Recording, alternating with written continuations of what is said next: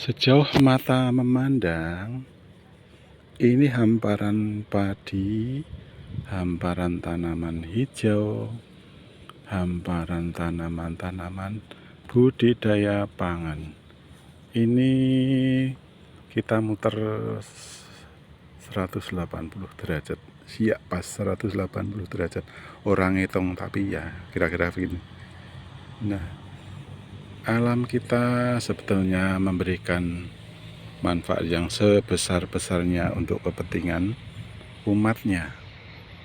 Gimana tidak lagi, ini kiri kanan kita itu pangan, depan itu papan, ya, sandang sebelah sana tadi ada pabrik garmen. Jadi perlu dilestarikan dan dikembangkan lagi.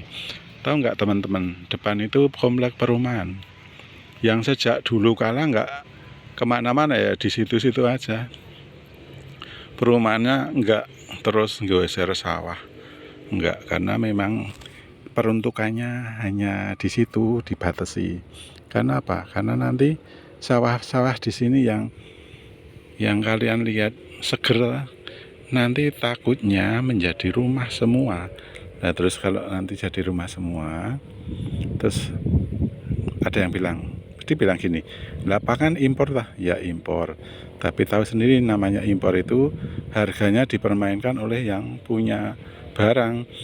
Nah, kalau kita menghasilkan sendiri, nah kita sendiri yang mengatur.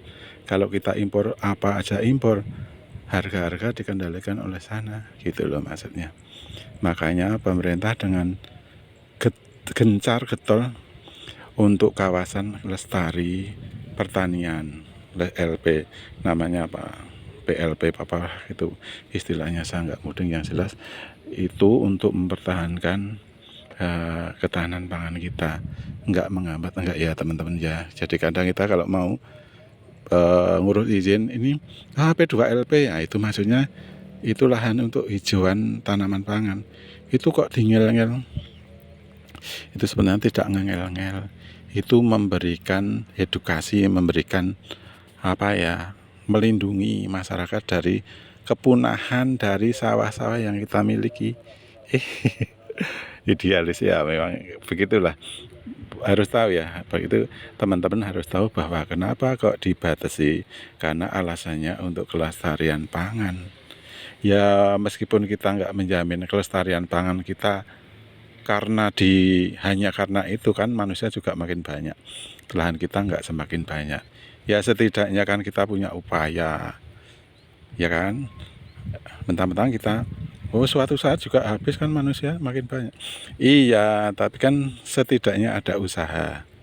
Ibaratnya kita punya uang 10 juta, kita mampu beli apa-apa 10 juta itu. Tapi kita kan hidupnya masih memerlukan uang beberapa hari, bulan ke depan. Bisa aja saat ini beli apa-apa, mampu, tapi kan nggak segitu pikiran kita. Mungkin cukup untuk 1, 2 bulan, 3 bulan. Nah, selang 3 bulan ke depan itu kan kita masih bisa memikirkan, masih bisa berpikir untuk mencari duit setelah uang kita yang 10 juta itu habis, atau barangkali punya usaha lain, inovasi, biar uang 10 juta itu menjadi 30 juta misalnya. Tidak beda juga dengan waktu pemerintah itu membatasi lahan-lahan kita yang hijau ini.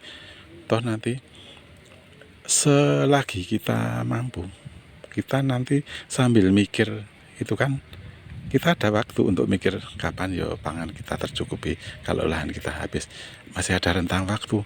Beda kalau serta-merta kita sekarang oke, silakan buat pabrik gudang di sawah itu, habis kita nggak bisa, udah kehabisan untuk mikir. Nah itulah hikmahnya. Jadi nggak kita serta-merta wah ada P2LP berarti kita nanti lestari, nggak, sawah kita selalu menghasilkan, nggak gitu pikirannya ya. Jadi pikiran kita itu, kita masih punya rentang waktu puluhan tahun untuk memikirkan anak cucu kita ke depan akan dikemanakan. Beda kalau langsung hilang sawahnya. Karena untuk pabrik itu kita nggak sempat mikir, selak ngelih. Salam.